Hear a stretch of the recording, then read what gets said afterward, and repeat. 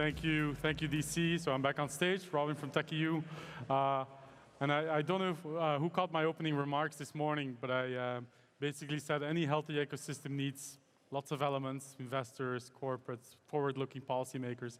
But at the core of it's always entrepreneurs. I'm quite delighted to have this panel with some of the biggest entrepreneurs in Ireland these days, the two latest unicorns, no less, here in Ireland. Jack from Wayflyer and James and Conor from Flipdish, completely different businesses. So we're not gonna dive too deep into the specifics of the business, but I do want to talk about sort of your journey so far to all three of you. But maybe you can do a better job of introducing yourselves than I can. So Jack, why don't you take the lead? Thanks for that, Robin. Nice to meet you all. I'm Jack. I'm one of the co-founders in Wayflyer. We do financing for e-commerce businesses at a very simple level, and it's nice to be here today. So I'll pass it on. Great, thanks. Conor McCarthy, one of the co-founders and CEO of Flipdish, James's brother. I live here in Dublin, so it's nice news for me to get here this morning. Handy event. Everyone, I'm James McCarthy, Conor's younger brother, co-founder of Flipdish. Nice to be here. I have a younger brother too, but he didn't want to go. Definitely not a good idea to be co-founder with him. Yeah. We've an older sister, and there was no way. So what I just learned about these three gentlemen here is that they're not used to being on stage. They don't particularly like it either. So that makes my job a little bit more challenging, which is fun. I'm going to start with Flipdish. Can you sort of basically explain the background of why it was started and when? Yeah, yep. Conor, do you want to we started the company probably for selfish reasons. I and James were really frustrated ordering food online to restaurants and takeaways. It seemed back in 2015, every vertical had moved online. You could open up Halo at a time, one tap of a button and the taxi would arrive magically. You no longer phoned up to book an airplane or a flight. You no longer phoned up to book hotels. There was lovely technology to do that. But I found myself, more often than not, phoning restaurants to order a takeaway every Friday because the technology that let you order online was not amazing. And I distinctly remember, the end of 2014, re-entering my full credit card details, even though I'd ordered the week before because the app didn't store it for me. I needed to type in my address on my phone because they didn't use geolocation. I had to type in my email address twice to register. If I forgot my password, I had to go and type it in again and check my email, and it just seems crazy. So we went about designing this app that would be massively easier for us to use. You could open it and tap a couple of buttons and you'd be done. So we did that, and our plan was to launch it as a marketplace, to list all the restaurants in the country on it. And after building the app, we started talking to restaurants for the first time. We probably should have spoken to them earlier. And we started to understand that they really didn't like marketplaces. They told us outright they didn't. But the reasons were that they saw customers who used to come into them every single week were now being moved away to marketplaces, and they're being charged very high fees for their own customers. And they explained to us that they were told by marketplaces that they would bring them new customers, but the reality was every marketplace came into existence with no customers at all, and they were doing everything that they could to siphon customers away from the restaurants by requiring them to put stickers on the windows, by bidding on their keywords and creating mini websites that would siphon away their customers. But there was value for the restaurants in using them, and it was that they had access to technology because consumers wanted to order online, and it was really easy for them just to sign up with the marketplace and put a printer in their restaurants and have digital orders. So we realized we should help them with the technology side of things, but also help them maintain a direct relationship with their customers and help them survive and thrive online and not end up working for marketplaces. No. This has resonated quite well with the hospitality industry, which we'll get into in a bit.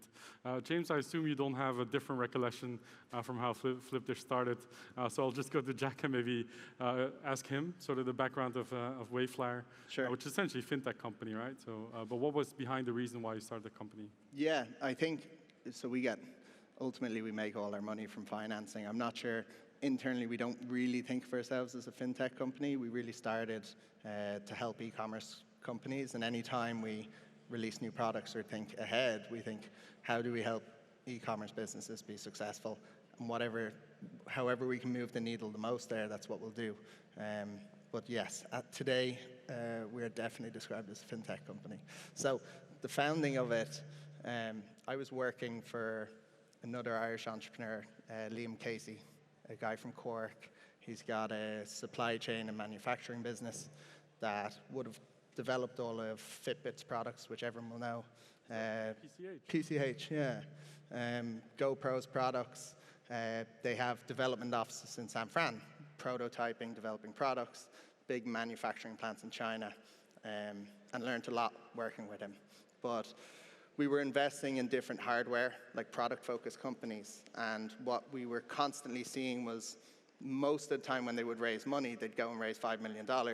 It was actually going into inventory. So the interesting thing, everyone pretty much makes things in the Far East. Far East is China, Vietnam, a little bit India now. And factories don't give you credit terms. So you're paying 30% typically when you order the product. You'll pay the remaining 70% when the product's manufactured. You throw it on a ship. It'll get to the port in LA, eventually through to your warehouse, and you start selling it. And despite having like a great product in a business that's really, really growing and growing quickly, you can't constantly finance inventory. And so what we used to do with PCH was we would go to the company's factory, and PCH is a good name down there. We would be able to turn that around and get 90 days terms with them. And suddenly when you've 90 days terms, you're selling the product before you're paying for it, changes the system entirely. And so we could only do that for 20, 30 companies, only the ones we invest in. It would take a long time to negotiate with these factories. And we thought, why don't we solve the problem a different way and put cash ultimately there? If we just throw cash into that gap for businesses that we know can sell online, then they won't have this issue anymore and they won't need to raise as much equity capital. And so at the time I knew nothing about analyzing e-commerce businesses, so I found a much smarter co-founder, Aidan Corbett, who's from Cork. He had a business that does data analytics at the time called Conjure for e-commerce businesses. So he was really, really good at pulling all of their data in, payment data, advertising data, CRM data, web analytics data, to tell you ultimately, could this business sell profitably? Like how well did they sell? How often were customers coming back? And so I went to him with the idea and we kind of merged the two together, started September 2019 and took about 6 people with us and off we went. So yeah, that's where it came from. How many people now? Oh God, I never like talking in terms of success as number of people because you kind of got to make money and that's a worrying thing to have. But about 450, maybe 500 people. Yeah. Thereabouts. I think I remember Flipdish, you're at about 340 people, working in lots of locations around the world actually already. But take us maybe back to the early days, James. Was that the first time you set up a business with your brother, by the way, or? Well, it's the first legitimate business that we set up. We used to sell... Well, tell me all about the other ones then. Well, we were in school together, so I was 3 years younger than Conor, and I think I was maybe 13, you were approaching being an adult age. So he used to get me to sell bootleg DVDs and stuff to the kids in school. So yeah, pretty similar to what we do at Flipdish. He builds the products and I'm kind of responsible for trying to sell them. Yeah. And when you started out building Flipdish, did you ever imagine that you'd be at 340 people a couple of years later? It's hard to kind of bring yourself back to what you were thinking at the time, but we did start Flipdish and we always wanted it to be a huge kind of tech company. We chose the industry largely because of what Conor was saying, but also because we thought that there was going to be massive change over the next 10 years. And that has proven to be true. So we looked at like retail, and that had kind of evolved, and they'd adopted technology. But in the restaurant industry, that just wasn't the case. And we're seeing it now, especially throughout COVID. There's been massive adoption of technology from online ordering systems, but now even kind of dine-in with QR code order and pay, where you can scan a QR code, look at a menu, place an order and pay. That just didn't exist, a few years ago in Europe and North America. And self-serve kiosks as well. That's huge demand for them, especially with like the labor shortages. Like one of the biggest pain points for restaurants today is they just find it so hard to hire people. Chefs, front of house staff as well. So yeah, there really is a big demand for these products. And even outside of the restaurant industry, in the likes of hotels, we're in talks with large hotel chains that are looking to digitalize. If you think of like room service, QR codes in the room where you can scan, you can look at the menu, poolside bar, ordering, and even like the stadiums. So like Premiership clubs have reached out to us asking if we can solve their kind of halftime pint ordering problem. So yeah, there's lots going on. Yeah, I can tell from everything you just listed. What is the challenge to start a company with that kind of ambition out of Dublin? Because Dublin, of course, has a thriving startup ecosystem, as we all know, and this event is also a testament to that. But I can imagine in 2016, when the company was set up, it was still relatively small. Was it healthy enough as an ecosystem to really start that kind of company, to find the right talent early on, to find investors, etc.? And this is a question for both of you, of course. Maybe Jack can take it from first. Okay.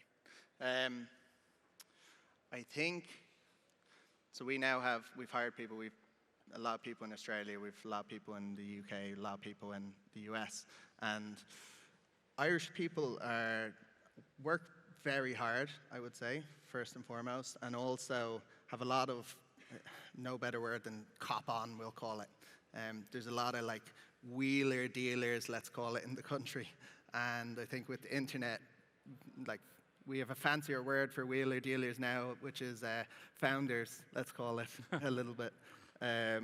But what that means is that we should in theory have a lot of entrepreneurs, or hopefully we can, but also when you hire people, they're incredibly good at taking ownership of things. So like, sorry to anyone here in the States, but if you're in the US, like you really need to be bigger. You need to have a playbook in place. And if you do, people are amazingly good at delivering and hammering through. Here in Ireland, early in any startup, it's really helpful to be able to hire someone and they just figure it out by themselves. And I think that happens here more than UK, more than Australia, more than in the US, or that's certainly my experience of it. And then in terms of a launch pad from here, I think being such a small country means that like you're just forced to go global straight away. Like our first customer was in the US, business in the US. The reason for that was customers here, we didn't really have that many e-commerce businesses here. And if we were just giving out money to e-commerce businesses here, we wouldn't be very big, to be perfectly honest with you. So it forced you to go global, which is really important. And then we've the benefit of, you've got Google here, Facebook here, you've got this unbelievable wealth of sales talent. And that sales talent is serving all of Europe, like Spanish market, Italian market, French market, all from here. And so you've all these people who've been trained by the best of the best that you can hire, and they can come in and they know exactly what to do from the start. And so those two things have really helped us, I'd say, just really focusing on going global at the start and just having really good sales talent here. Yeah. It's been super helpful. Conor, does that resonate with you? Yeah, definitely, it does. I think the talent side of things, the fact that we're in lots of European countries, but we can find staff who speak all those languages in Dublin, has been really useful. I think on terms of some of the challenges, raising money back in 2016, it probably has evolved a bit since then, but for us, I think we spoke to every Irish VC, had meetings with them, and maybe it was just us, but we felt like it was getting blood from a stone. It just wasn't happening. We got it. Some were excellent. They would tell us, no, you're not a good fit, and this is why, and that was great. There were a lot of slow no's. Back at the beginning of 2016, I think we were making maybe 20,000 a month, and like we'd drawn out our pitch deck and said, oh, what massive growth can we have? And we'll put on our pitch deck, and we said, oh, with 4x that year. We showed it to some VCs, and they said, oh, if you do that, definitely come back. That would be amazing. So December comes around, and we've 4x our revenue, and we go back to them, and they're like, oh, you're still a bit small for us. Like, could have just told us that a year ago. We just looked elsewhere. So in the end, we pretty much gave up on Irish VCs and went to a family office and found an excellent family office who did invest in us. And even though we got investment through them, which was amazing, and they've been super useful, the process itself was like different than typical VC, in that we'd arrange a deal and then they'd have to go and find the funds for it. So it took months and months to actually close the deal, and to the point where we're struggling to hit payroll, taking out loans to cover it while we're waiting for the deal to close. And then about a month and a half after we closed that deal, we got an email from a German VC on a Tuesday, and I spoke to them Tuesday afternoon. We had a term sheet on Wednesday. Monday, I was in Berlin negotiating the final terms of the term sheet. We had the term sheet signed the day after, and money in the bank very soon after. And like the stereotypical German efficiency was amazing. That really showed. And I think it's just a matter of the volume of deals that are happening in Ireland at the moment means that the VCs here just don't have the processes and aren't clear enough in what they think is a good business. So they spend more time learning about the companies, because I haven't seen as many of them as some international VCs. But it probably has evolved quite a lot since then. I think like at that family office, Alstone, they've just done the first close of a new fund. So, I mean, things are progressing. Yeah, I have to say, quite surprised that a German VC was considered to be the fast one. I don't hear that often, I have to say. But good to see it's changing. Jack, you have anything? I think with the same thing for us. Going global with investment is probably the best side of things too. And I'm not trying to say that in a negative way. I think it's, again, it goes back to the size of the country. When you think about the VC market here, if you have 100 million, that's like a big fund, you know, and it genuinely is. But if you're in the US, like if it's not $1 billion, it's very small. And what that means is that flows through to like risk tolerance. Speed, because if they're writing you 5 million, they kind of don't want to waste any time on it, you know, to be perfectly honest with you. And also, the VCs in America want 100x, you know, whereas if you're smaller, you're like happy with 10x. That just flows through, and I think it's just a virtue of things are slightly smaller here. But it's definitely something I think we should work on, and we can definitely do better on. Similar with angels, I think when you're starting, it's incredibly important to get angels on board. The people who've helped us the most were always all of our angels. And again, virtue we're reasonably small means we have less entrepreneurs who've done things before, been there, done that, can introduce you to other people. When I think about, we closed a big debt facility with JP Morgan of kind of $500 million recently. And how that actually happened was Liam, my old boss, is doing a talk to about 500 people, probably just like this, in JP Morgan. And he's standing on stage, and the last question they ask him is, you were the first investor in Stripe, you know, what else are you excited about? What other investments have you made? And he just says to them all, Wayflyer, but you're probably too late, which was the best thing you could say. And an hour later, the head of trade finance in New York came in through our customer support on our website looking for me, and what, a year later, we have like a $500 million warehouse facility with them. So having people like that to help you along the way is just like incredibly important. I would encourage people to go and find angels when you're raising money who've been there, done that. They get it, you know, and they're not going to give you all the money you need. They'll just give you a little bit of it, but the help that they bring along with that is massive. Yeah. Great story. Quite a hell of an endorsement there. And Flipdish, of course, you raised money from really, really big investment firms. Tiger, Tencent. You also had a conversation with SoftBank that didn't lead to anything, but I mean, you were in the room with the big guys in terms of investment. Are those conversations extremely different from the ones you would have with Irish VCs or angel investors? And what is it like, sort of, because they're machines, right? I always, like Tiger Global at some point was making 10, 12 investments a week. Do you not feel like a number when you talk to these investors? Do they really understand? Do they want to go deep? Do they get it? James? Yeah, so we raised money from Tiger Global at the beginning of 2021, and then raised 100 million at the beginning of this year from Tencent. And the processes were totally different. And this kind of goes into like some of the learnings. Like, I think you should kind of make up your own mind about things, and people, the best intentioned, smart people with the best intentions will give you bad advice. I think we received some bad advice. So we just did the fundraise ourselves, and we didn't really have a process, and we ended up talking to Tiger Global, and we raised that round. But I think had we had a better process and had we used a banker essentially to help us run the process, we would have done much better in that round. And 12 months later, we raised at a much, much higher valuation, and it was a much more efficient process. So we used a company called Numis, and they helped us raise the round with Tencent. But in terms of talking to these VCs, I mean, the big difference between them and Ireland, I think in Ireland, it's just, especially when we were raising in the early days 7 years ago, it was just very immature. Like the market wasn't mature, and I think they, just like we were, they were learning as they were going. And actually, the first check that we got was not from an Irish angel. It was from an Italian guy called Gianni, and he invested in maybe 10 Irish startups, and we just showed him our revenue graph going up and to the right, and he was like, okay, where do I sign? And he was a former founder, so there was kind of less bullshit, I guess, with him, whereas like all the other VCs were like, oh yeah, come back, like Conor said, when you have a bit more traction or whatever. So yeah, I think that kind of is a reflection on the Irish kind of investment community. And it's changed a lot since then, but the fact that our first check was from an Italian guy. I think like in the US, like for example, everyone knows the PayPal mafia.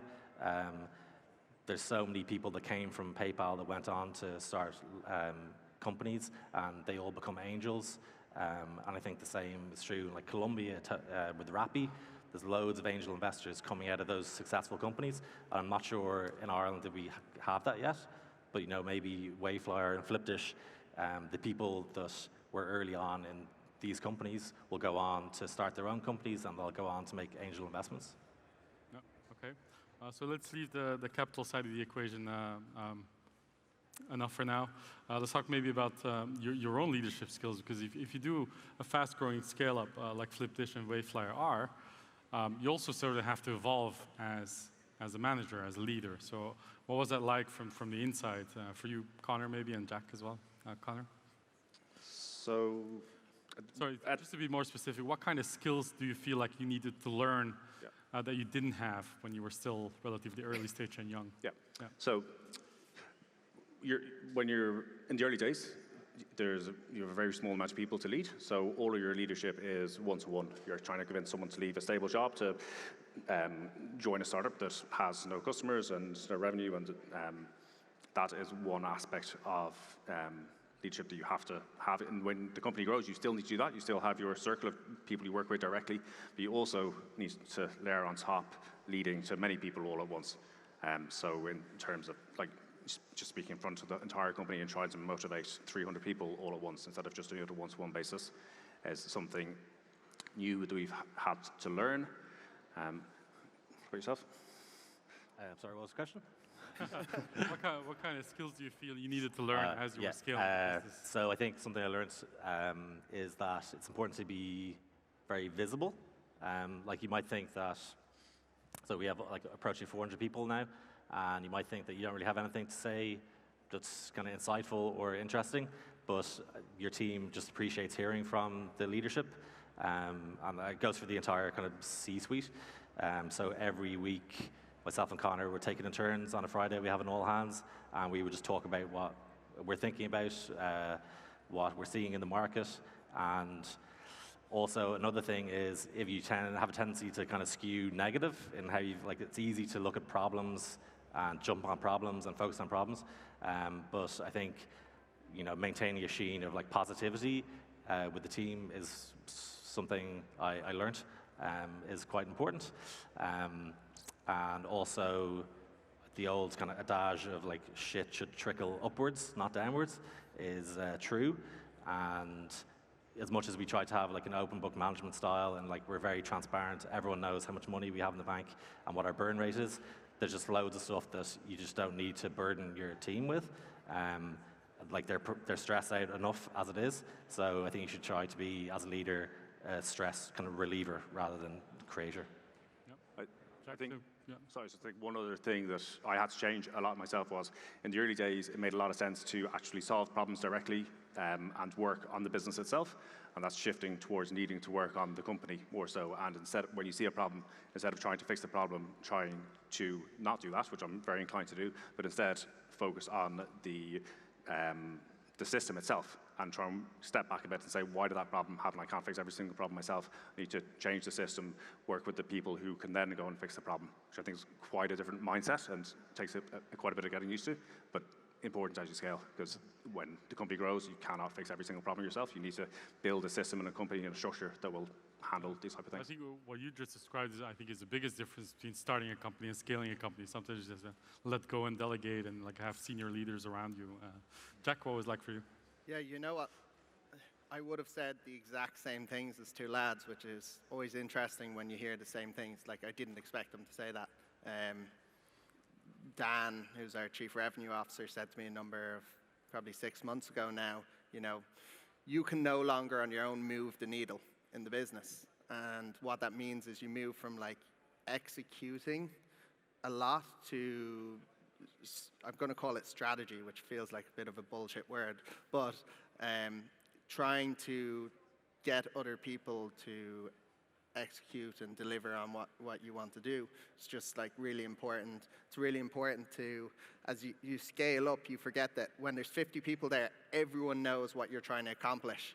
Everyone knows who your customer is, you know, what they care about. You know, for us, it's like our customers are e-com founders. They're like, probably didn't really go to college, a lot of them. They're kind of wheeler dealers. A lot of them might be in jail if they were starting their own companies or something like that. And it's important that you let people know or talk a lot more to everyone, which isn't very nice to do, because talking to 400 people, like, no one enjoys doing it. I think Robin was saying at the start, yeah, you do maybe. The only other, let me think, leadership skills. I think it's also important to realize what you're good at. I've got Aidan as a co-founder. Having someone else when you start a business is really, really important. There's a reason why Aidan's the CEO and I'm not. Thank God for everyone else.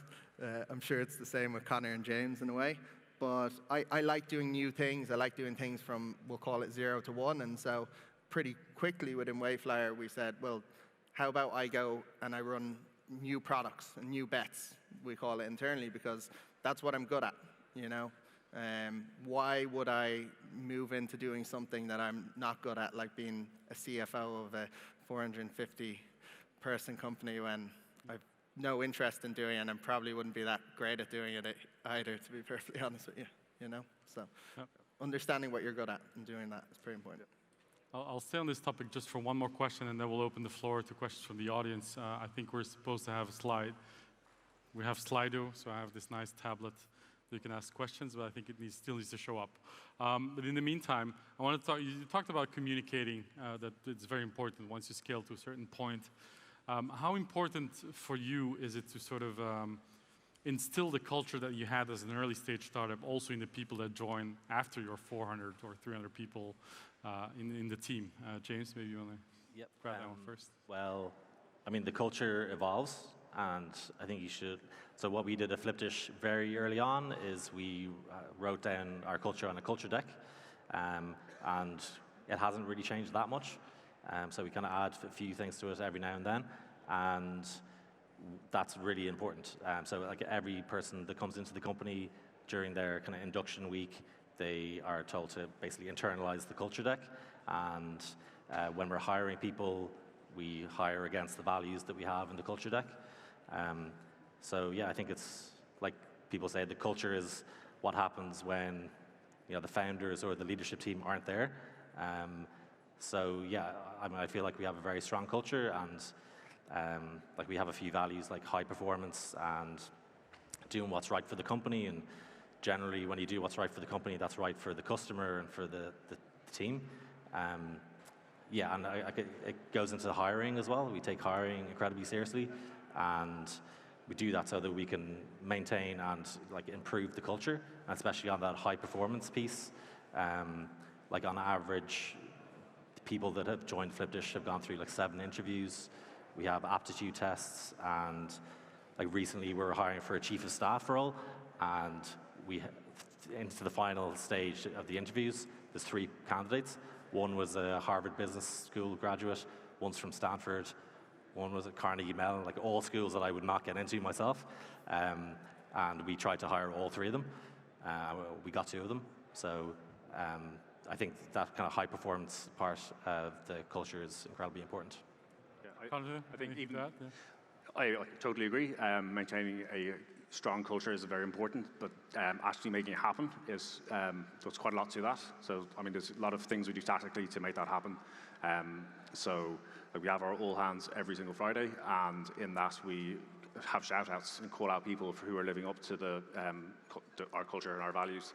In our annual offsite, we have awards for people who have like lived the values, and yeah, kind of lots of stages in somebody's interaction with Flipdish. We try and like reiterate and re-communicate what the actual culture is, which I think is very important, because I mean, if you just write down your culture, that's one thing, but unless you actually keep talking about it and keep highlighting people who are living up to the values, it will fall away. And similarly for promotions, if anyone's getting a promotion, we look back to our culture deck and say, are they actually living the values that we want to live?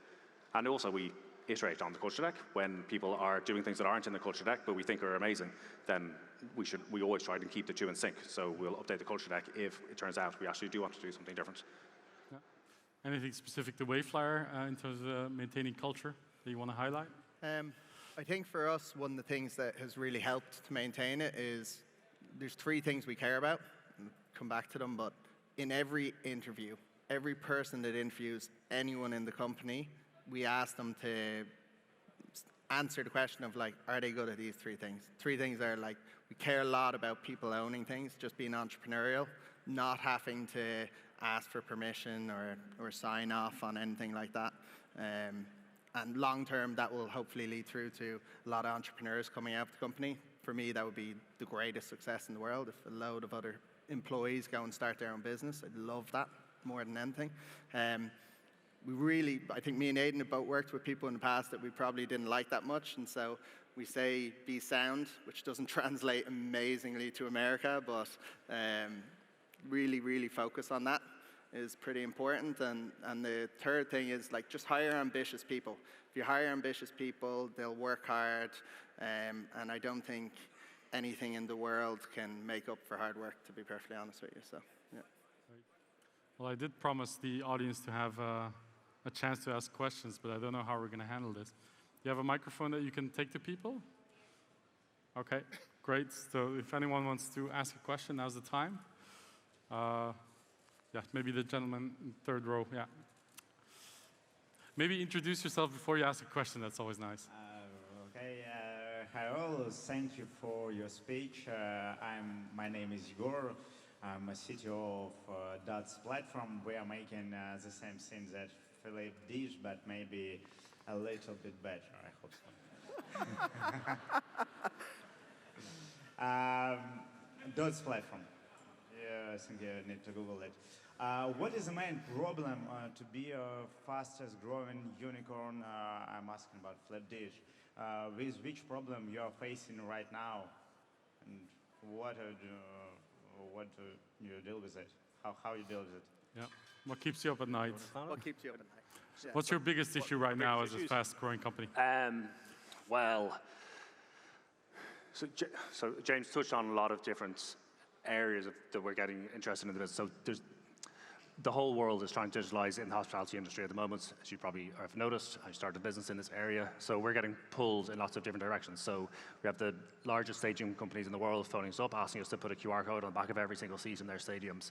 There's hotel chains who want to put QR codes in every single room to streamline their room service. And a